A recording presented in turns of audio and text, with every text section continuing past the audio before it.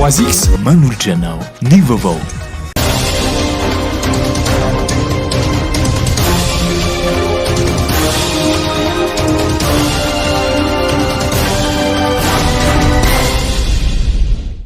Tompoko lahy sy tompoko vavy, amin'ny kafaliana indray no hitsidiana ny tokantranonao manaraka ny fahitalavitra MATV amin'ny ity aliny sabotsy fa 20 volana jona taona 2024 ity.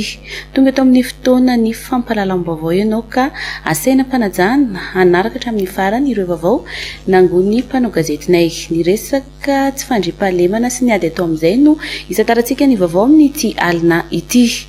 Ny ady amin'izay tsy fandriam-pahalemana izay no isan'ny laharam-pahamehana ho an'ireo mpitandro ny filaminana ahitana ny pôlisy, ny zandary ary ny tafika malagasy. Nampiseho ny firaisan-kina ireo mpitandro ny filaminana ary maneho ihany koa ny fahavononany amin'izay ady atao amin'ny tsy fandriam-pahalemana izay ka nisy araka izany ny fanoloran'ny tafika malagasy fitaovam-piadiana ho an'ny pôlisy pirenena. Fanadihadiana avy hatrany.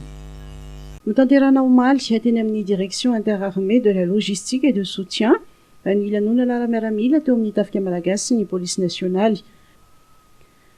Nandritra izany dia nisy ny fanolorany ireo fitaovam-piadiana Pasilava misy 500, Mas 36 sy Mat 49 misy 50 ary bala roal amin'ny 7.5 mm ary 9 ny amin'ny 7 mm. Reto fitaovana ireto dia tohana lehibe hiadian'ny polisy pirenena amin'ny asan-jiolahy any amin'ireo faritra mena eto amintsika.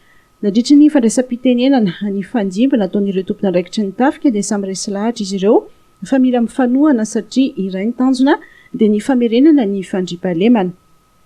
Ny antony lanonana androany dia tsotra, miditra anatiny famerenana ny fandriam-pahalemana sy ny filaminana eto amin'ny tany sy ny fanjakana araky ny vina ny filohan'ny pirenena dia ny araky ny velorano voalohany izay nataon'ny filoha pirenena zany. Ka noho izany indrindra dia mifanometanana ny mpitandro ny filaminana rehetra eto Madagasikara, na avy eo amin'ny tafika malagasy zany, na avy eo amin'ny gendarmerie zany, na avy eo amin'ny polisy pirenena zany dia mifanometanana tokony zao tahaka izao ataonao hita amin'ny rahalahy zao mba tsara sy hamatotra ny fandriam-pahalemana eto amin'ny tany sy ny fanjakana. Ary zany dia tsy resahana fotsiny, tsy atao vina fotsiny fa tanterahana ho hita maso ary tafiditra amin'izany zao lanonana zao dia fanomezana fitaovam-piadiana ny polisy pirenena mba ahafahan'izy ireo miparihaka tokoa eraky ny tany sy ny fanjakana amin'izay toerana ilanan'izany satria ankehitriny dia fantatrareo fa maro fotodrafitrasa izay tanterahantsika izay amboarintsika. Sambany teo amin'ny tantara no nisin'ny fanoloran'ny tafika fitaovam-piadiana ho an'ny polisy pirenena izay nampiseho fa iray ny fahavalo diavana ary mampiseho firalahiana eo amin'ny mpitandro ny filaminana. Io izany indrindra no nahatonga ny tafika nanolotra izao fitaovana izao mba ho fampisehoana fa mirahiny izy ireo ho fiadiana amin'ny tsy fandriam-pahalemana. Eo amin'izay ady atao amin'ny tsy fandriam-pahalemana izay dia mitohy hatrany ny ady atao amin'izay tsy fandriam-pahalemana izay any amin'ny faritra Sofia iny amin'ny fikarohana ireo dahalo raindany sy fanaovana savahao ireo kijana fanafenana ombialatra. Nisy ny fidinana ifotony no tanterahany lehiben'ny faritra Sofia tao Anjiamangirana distrika ny Antsui ary nitafany mivantana ihany koa tamin'ireo mponina sy ny sojabe tany an-toerana. Afaliana tanteraka no nandraisan'ireo fokon'olona ao Anjiamangirana distrika ny Antsui ny generaly Nilson René de Roland gouvernora ny faritry Sofia. Nivoaka amin'ny faritra Sofia izay nanambara fa manao ny asa ny lehiben'ny faritra Sofia hita ny ezaka izay miseho ao anatin'ireo distrika 7 mandrafitra ny faritra. Matoky koa ireo mponina fa andro fahalemana ny faritra tahaka ny faritra tany atsimo izay nampalaza ny jeneraly tamin'izany raha nambaran'ireo sojabe izay nanome tsodrano ity lehiben'ny faritra ity. Nambarany jeneraly Nilson fa tsy mijanona ny hetsika savahao kijana maloto ato amin'ny faritra Sofia raha tsy efa tapitra voasava sy ringana ary fongatra tanteraka ireo kijana fanefenan'ireo dahalo ombialatra fa indrindra ato anatin'ny distrika ny Antsui izay misy ny kijana ny Derson. Tsy mijanona ihany koa ny fikarohana ny sy fisamborana ary famongorana ireo olon-dratsy, ireo dahalo raindany sy tambazotra indrindra fa ny an'ny Derson sy ny forongany. Tsy averina anjakajaka ato amin'ny faritra Sofia ireo dahalo fa ho fongarina tsy hanana indra fo ary andraisana fepetra ihany koa ireo mpiasam-panjakana izay zatra lalan-dririnina ny iray tsokombakomba ao amin'ireo dahalo ireo raha ny nambarany jeneraly Lilson René de Relon hatrany. Ikisaka ho any amin'iny lalam-pirenena faharoa iny isika ato anatin'ity fanampanazavana ity. Nitondra fanazavana ny avy amin'ny Ministeran'ny Fanajariana ny Tany sy ny Asa Vaventy mikasika ny fanamboarana ny lalam-pirenena faharoa izay mikatso amin'izao fotoana izao. Irosy ho ela ny fanamboarana ny lalam-pirenena faharoa. Raha ny fantatra dia efa tamin'ny 13 febroary 2024 no efa azon'ny orinasa na azon'ny asa ny fanamboarana ny lalam-pirenena faharoa izay mampitohana Antananarivo sy Toamasina. Lalam-pirenena faharoa izay anisan'ny mampitaraina ny mpampiasa lalana. Asaingy ny salasala ny anatanteraka ny asa ny orinasa nazo izany no ny olana mikasika ny fanefana ny volan'ny orinasa Anjato nanao asa tamin'ny famatsim-bola avy amin'ny Fond routier amin'izao. Anatin'ny fifampirarahana amin'ity orinasa ity amin'izao fotoan'izao ny avy amin'ny Ministeran'ny Fanajariana ny Tany sy ny Asa Vaventy ary afaka fotoana vitsy dia iroso amin'ny fanamboarana izany ny orinasa. Mizara roa ny fanamboarana ny RN2 iny, ny iray efa mandeha ny dingana nomezana ny orinasa izany. Tadio fa misy ny lalana reto amintsika sy ny ramantsika vola avy any velany averin'ny Madagasikara ao anatin'ny 30 taona. Nefa io lalana ny ramana vola amverina 30 taona io tsy maharitra fa tsy 10 taona. Iza zany no mandoa an'le 20 taona. Eo indray zany dia vindramam-bola zany ny lalana nefa nitrosany teo aloha raha tsy voaverina. Zay ny voalohany. Ny tiako hiaviana dia izao matetika eto amintsika mandeha foana ny resaka momba an'ireo mpitatitra ireo camion izay tsy manaja ny lanjan'ny entana hoentiny tokony ho zakan'le lalana. Rehefa miteny ny teknisianina na ministera manao hoe tokony ho 40 taona ihany no entin'ny camion dia tokony hanaja an'izay ny mpitatitra. Kanefa tsy izay no nitraka fa mihoatra an'izany be dia be mihitsy no entin'ny camion. Rehefa mandeha izy dia mazava ho azy fa tsy zakan'le lalana. Dia izy amin'ny voalohany. Ohatra akaiky dia akaiky eto Antananarivo fotsiny jereo rehefa mandalo rond-point nareo. Fa maty daholo ny lalana amin'ny rond-point. Reny ange tsy ny tomobile kely no manao azy. Fa ny camion izay chargé no manao an'ireny zavatra izay. Dia simba ilay lalana. Dia mitovy amin'izay io lalana rehetra raha Madagasikara io rehefa tsy hajaina ny fitsipika tokony apetraka hoe ohatr'izao azo taona ihany no tokony entin'ny camion. Dia simba foana io lalana io ary tsy mateza io lalana io. Tena tsy ateza mihitsy io lalana io. Ka ahoana moa ny eritreretantsika hoe ny lalana RN2 ka amboarina foana. Satria tsy manaja mihitsy ny mpitatitra eo amboniny. Ary ny indray raha mahagaga fa ny mpitatitra indray no mangataka hoe mba hampitombo izao taonina. Ny 3 gestion dia hampitombo izao taonina ny 4 gestion. Ny 2 gestion nefany le izy efa fantana fa zao ihany ny fitsipika ary io ihany ny zakan'ny lalana. Izay mahatonga ny raha mametra-panontaniana ianao hoe ahoana ny faharetan'ny fahany miankina amin'le olona mampiasa azy io. Tena miankina amin'le olona mampiasa azy io. Ary tsika tsy manam-bola lava namboarana ny lava. Nanamafy ny Ministera tokony andraikitra fa tokony samy anaradalana ny rehetra mba hitandrovana ny fototra-fitrasa ao aorian'ny fanamboarana. Fa zava-dehibe ary mitondra tombontsoa maro ara-toekarena ny fisian'ny tetikasa lehibe fametrahana ny tanàna vaovao Tanamasoandro eny Imeritsiatosika hoy ny lehiben'ny distrika Anarivonimamy sady pahay toekarena. Fanazavana avy hatrany. Amin'ny fanatanterahana azy aloha dia efa betsaka ny tombontsoa satria eo amin'ny resaka olona arak'ilay nitenenina teo betsaka ny olona izay engagena amin'itony zany resaka asa, teraka asa be da be ilay izy. Eo ihany koa zany resaka akora maro isan-karazany indrindra fa ny ataontsika hoe ny tsenan'ireo olona izay manao ny fambolena sy ny sisa ety. Eo ihany koa zany hoe resaka mitobaka vola ety dia manamanam-bola ny olona dia mba miteraka mividy zavatra any amin'ny toerana maro isan-karazany izy ety. Dia izay le hoe tsena tsy dia mandeha izay zany any amin'ny ety amin'ny toerana ety tasy dia lasa mitobaka ny vola dia lasa mba mandeha zany le tsena. Eo amin'ilay fanatanterahana azy io rehefa vita indray ny tetikasa mazava ho azy ny ministera rehetrarehetra dia hoe ety daholo zany hoe ireo mpiasa rehetrarehetra ireo a dia anjifa ny vokatra ety a vidy zavatra sisisa dia anome aina vaovao ny toekarena ety zany. Faharoa manarakarak'izay a lasa kapitala vaovao zany zao ety, lasa renivohitra vaovao an'ny Madagasikara zany zao ety a. Dia arak'izay renivohitra izay a isy ny zone industrielle izay hitsangana dia misy moa zany le hoe mihaona ety daholo zany na ny teknôlôjia amin'izay fotoana izay a na ny olona main d'œuvre qualifié dia manatsara ny resaka industrialisation zay zavatra izay dia manome asa ho an'ny mponina ary mampiainga ihany koa ny croissance économique zany ho an'ny malagasy ho an'ny Madagasikara ao anatin'izay rehetrarehetra izay rehefa tonga izy satria betsaka no avo zany a ny investisseur izay tsy maintsy hanao zavatra ety a amin'ny maha-kapitala vaovao azy an'izay ihany koa ety ny tanora mponina ety zany mbola mponina tanora betsaka ny avy any ambanivohitra zany tsy lavitra azy tsony ety a dia mba mitombo ny main d'œuvre mitombo zavatra rehetrarehetra ilaina ao anatin'ilay izy ary farany a rehefa vita ihany koa zany izay le resaka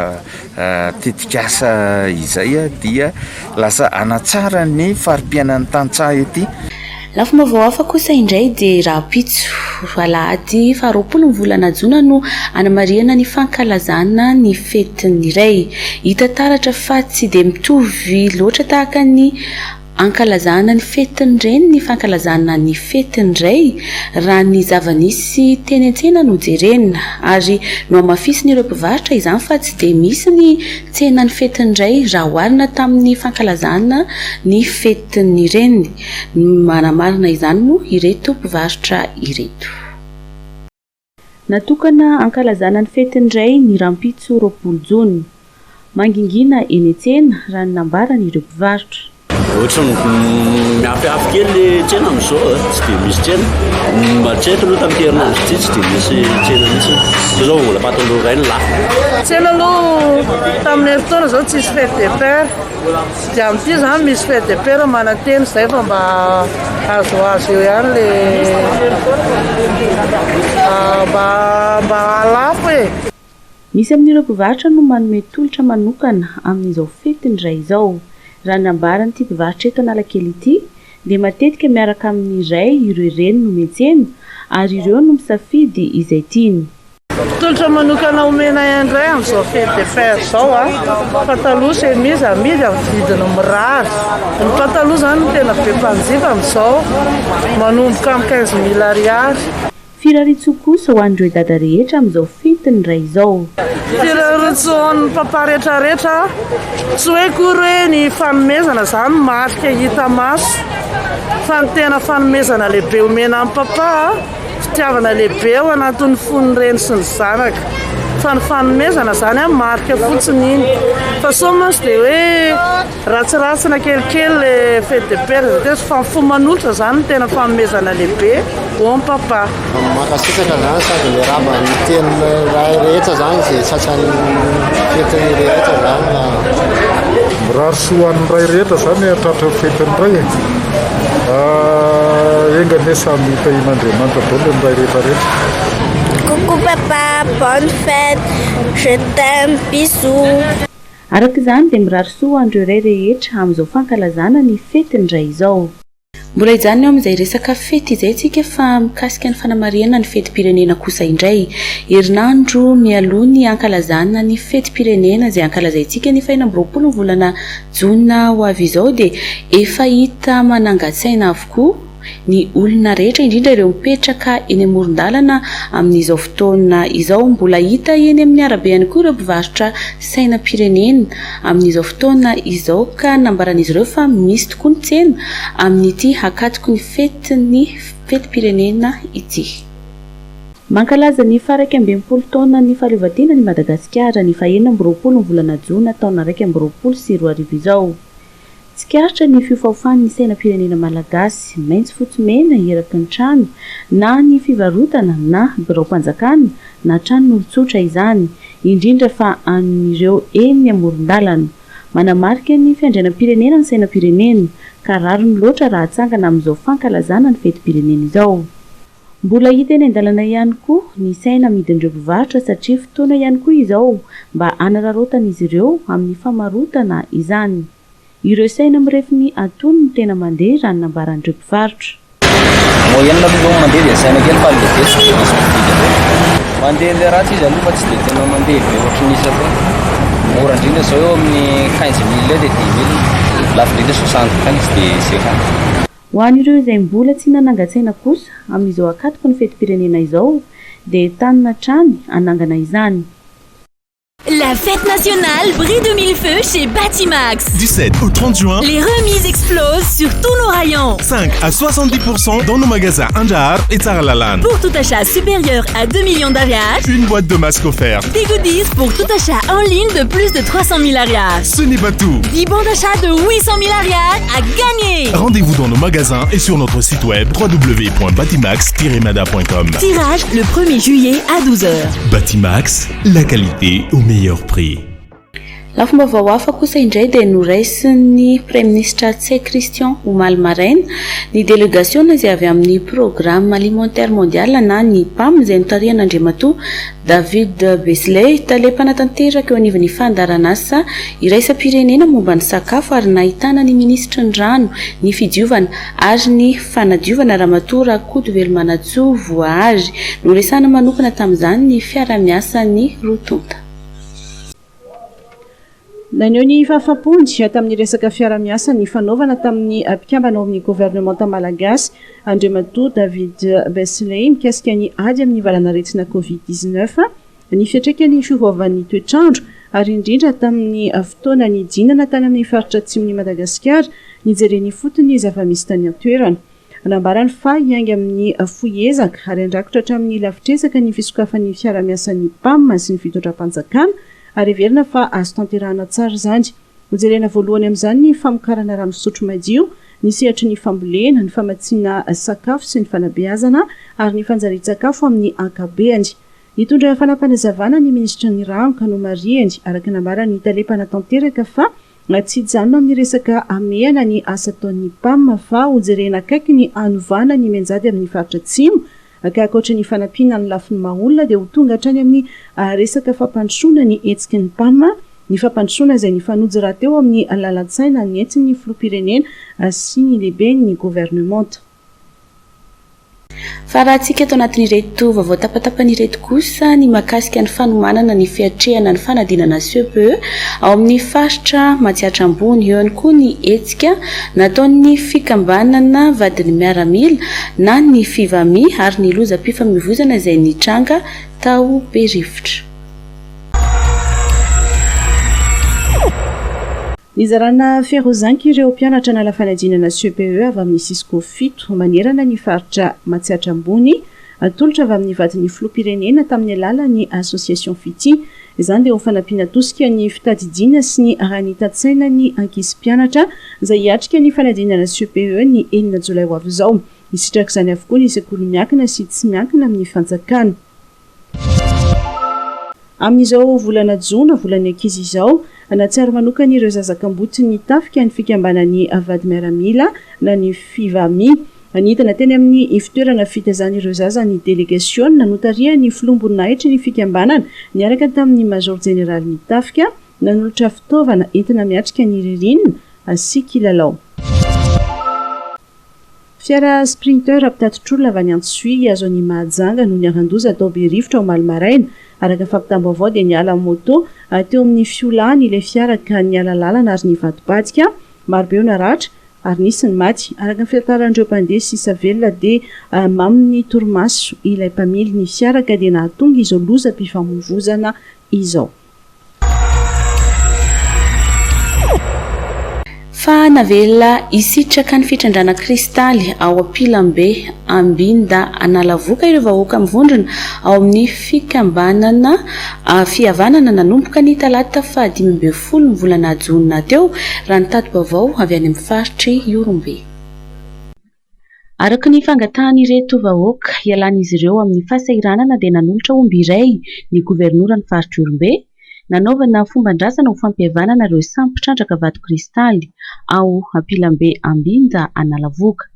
Nambarandramatoa gouvernoura tamin'ny fotoana io fa afaka mitrandraka ao anatin'ny fanarahan-dalàna ny vahoaka mivondrona ao amin'ny fikambanana fihavanana izay tarihan'Andriamatoa mandombaky Filibert Manesika no ity fikambanana ity mijoro ara-dalàna sy nahazo récépissé tamin'ny préfecture. Itsika vahoaka ny tompon'ity kariera toy ao anatin'izay hoe fikambanana fihavanana amin'ny ara-dalàna sy izay zany tsy hoe izy no tena tompony fa mpandrindra.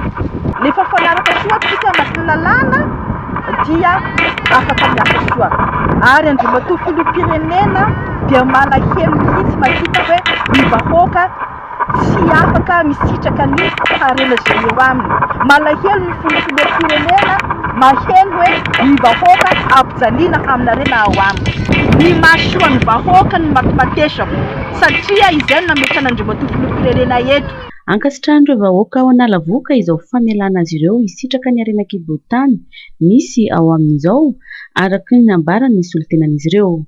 Da tonga efa nirianay davy izao da vaky kareranay iasa hay ampiasainy Andra Zella vi gobernora direkteran'ny minna misatry abako misatry reniko manandrany tokoa hay.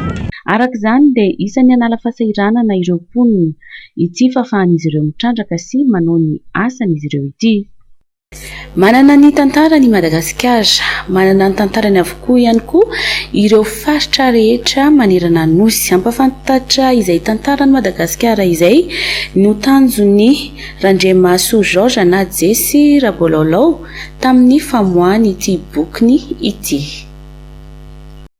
Amin'izao ankatoko ny fetim-pirenena izao dia namoaka boky fampahafantarana ny tantaran'ny fanjakana malagasy Irandriambe Randriamaso Georges Nadje Rabololao, mpanjaka Antemoro Aramakarazo Asina sy rain'ny fanjakana malagasy no lohateny nampitondrainy ity boky vaovao ity izay 80 pejy ary mizara 4 lehibe.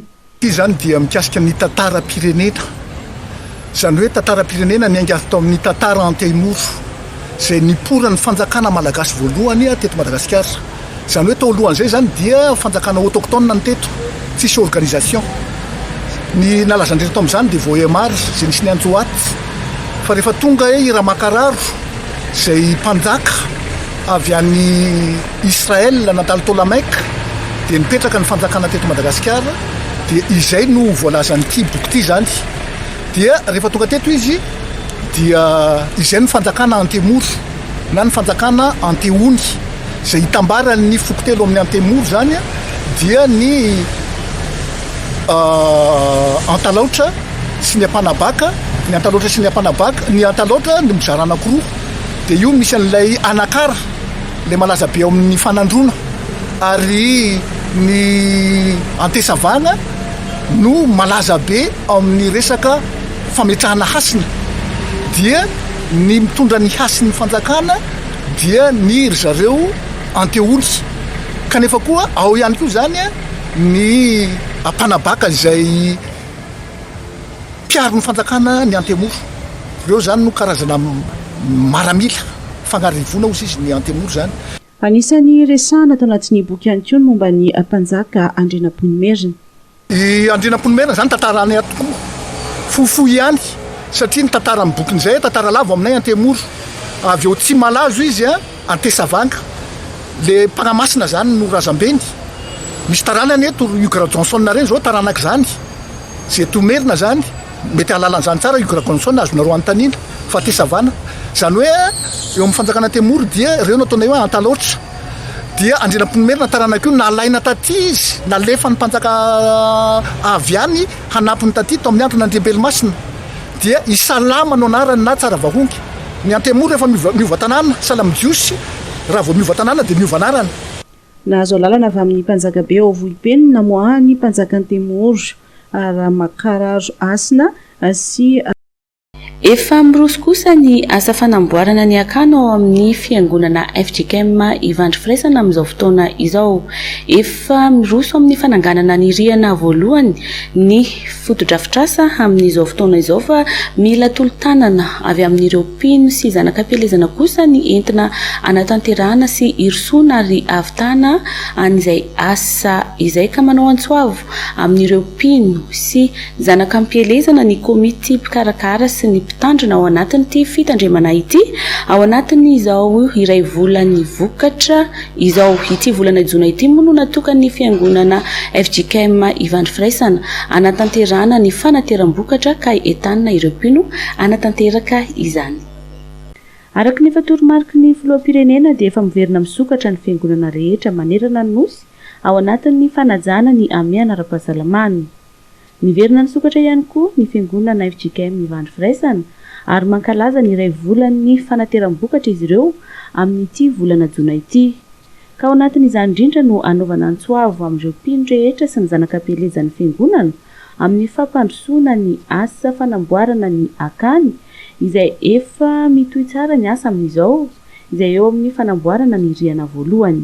Anao antsoavo ho an'ireo kristiana rehetra eto an-toerana sy ny any ivelany mba ho tonga anatitra izay tsy rambony tanana sy izay fohy ho anaovana raiki-pisaorana ho an'Andriamanitra araka ny tenin'Andriamanitra milaza hoe midira eo amin'ny vavahadiny amin'ny fisaorana ary eo amin'ny kianjany amin'ny fiderana dia manentana izahay ireo kristiana rehetra hiverina indray hamonjy izany tranon'Andriamanitra izany.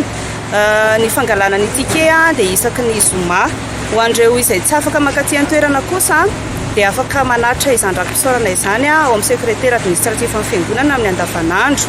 Dia misy ihany koa ny numéro de compte ho an'izay tsy afaka mihitsy makaty an-toerana izay hitantsika ao amin'ny site web fjkm-ivandry.org sy ao amin'ny page Facebook FJKM Ivandry Firaisana official. Ankoatr'izay dia misy ihany koa numéro de compte izay ahafahana mandefa am-vola 034 77 503 62 dia manantena izahay fa maliantso isika rehetra andefa izany fisaorana izany andefa izay vokatry ny fotsika ho fanohanana sy fanatanterana ny asan'Andriamanitra. Indro miditra araka izany ny fiangonana amin'ny FJKM Ivandry Firaisana isaky ny alahady ka isaky ny zoma no maka ny tapakila ireo mpiangona mba ahafahana mandamina sy entina manaja ny fepetra ara-pahasalamana. Fa betsaka ireo nikasa anatanteraka mariazy no voatery nanemitra ny fotoana anatanterana izany no ny fotoanan'ny fiboahana izay nandalovantsika teto amin'ny firenena noho izay valanaretina coronavirus izay.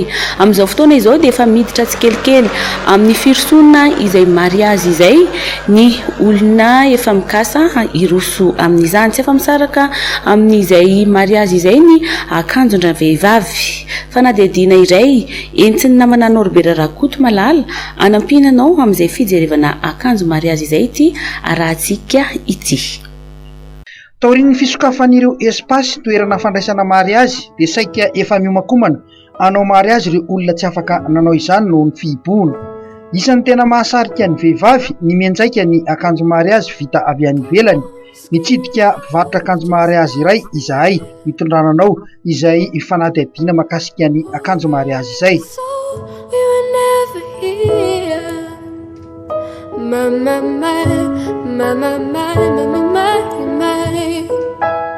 Arakaraka ny kalitaony sy ny endriny ny vidin'ny akanjo mariazy manomboka eo amin'ny 2 hetsy ka hatramin'ny 7 hetsy ny mahazo akanjo mariazy. Misy tanana aloha izy ny tena be vidy fa ny hoe misy tiraina sy tsisy tiraina arakaraka ny budget ihany. Ny tsy mampandeha anazy zany amin'ilay carême ho an'ny katolika ilay carême eo amin'ny volana janvier sy février izy ny tsy mandeha fa ankoatr'izay mandehandeha décembre izy ny tena mandeha. Ankoatra ny akanjo mariazy vita avy any ivelany dia tsy ambakan'izany ihany koa ny akanjo mariazy vita avy eto an-toerana. 7 alina sy 2 hetsy ariary eo dia efa mahazo ny akanjo mariazy ho an'ny vita eto an-toerana.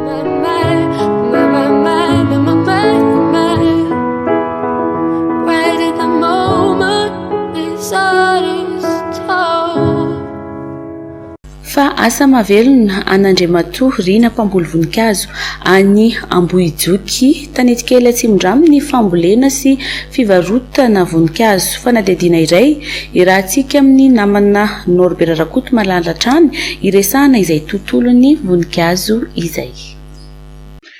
Tsy afa-misaraka amin'ny vehivavy ny voninkazo. Ny rose sy ny glaël ny tena mahasarika ny maro ho an'ny voninkazo natoraly. Na izany aza maro karazana ny voninkazo amidy eny an-tsena.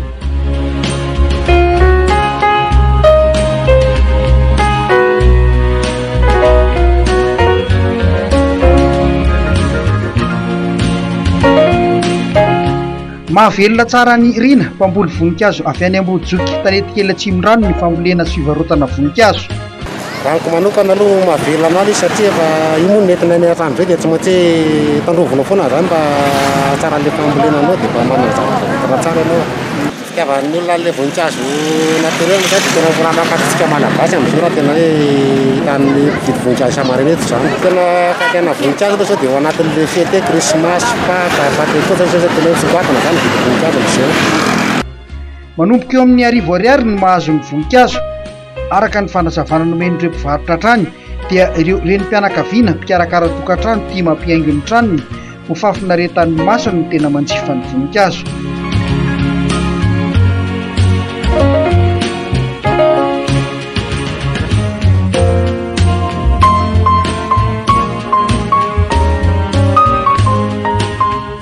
Ankoatra ireo renim-pianakaviana dia ny fiangonana no tena manjifa ny voninkazo ihany natoraly sy ireo olona manam-pahoriana. Dia iny fanadihadihana mikasika ny voninkazo ihany koa tompoko lasy tompoko vavy no nanakatona ny fotoanan'ny fampahalalam-baovao tamin'ity alina ity. Ankasitrahana feno ianao ny anaraka izany hatramin'ny farany ary asaina hatrany ianao tsy hisaraka amin'ny fahitalavitra Maty TV. Veloma tompoko.